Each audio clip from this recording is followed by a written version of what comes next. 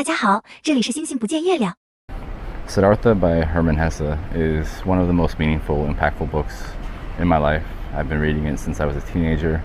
Anytime something major happens in my life, it's always good for a little bit of perspective.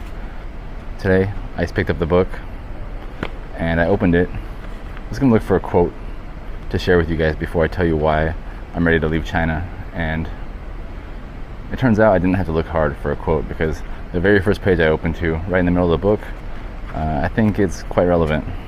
Siddhartha wandered into the forest, already far from the town, and knew only one thing, that he could not go back, that the life he had lived for many years was past, tasted and drained to a degree of nausea. There are many reasons why I am leaving China today. Day-to-day life under COVID policies isn't really the biggest factor. Life has been mostly normal for most of the pandemic. More strictly applied, life remained mostly normal. Call it Stockholm Syndrome if you will, but I am very grateful for the policies that saved millions of lives, and I don't mind having to get a COVID test every 48 hours like I've had to do for the past 5 months if it means saving lives. If by me taking a PCR test every day or every 2 days saves just one person, then that's okay with me. We also don't know the real long-term effects of long COVID.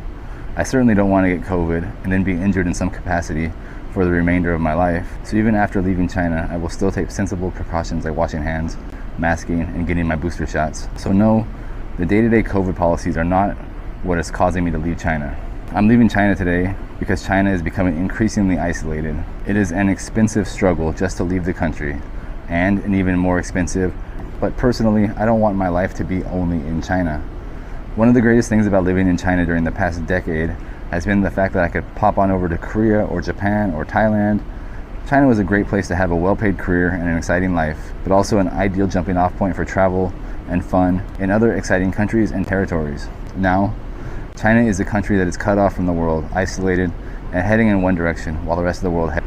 But I do know that if I want to live outside of the USA, which I do, and I want to still be a member of the global community, which I also do, of your life, to leave and then to re-enter China. I want to spend time with my mom.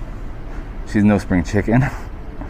And I want to see my brother and my nieces. One of them's a teenager already. It's crazy. I want to go to my family cabin. I want to go to Japan and eat Kobe beef. I want to go to Munich and drink beer at Oktoberfest. I want to climb Machu Picchu. There are so many things in this world that I want to do that if my life is in China, I just can't. For now, if you want any of those things, or anything else that the world offers us during our all too brief existence on this earth, then you cannot be based in China. It's sad. It's the end of a decade of learning, of growth, of good and bad times, but all good things must come to an end. And I'm leaving China because whenever something ends, at least in my experience, something even better comes along to replace it. So I'm leaving China right now for new beginnings, new experiences, and to rejoin the global community.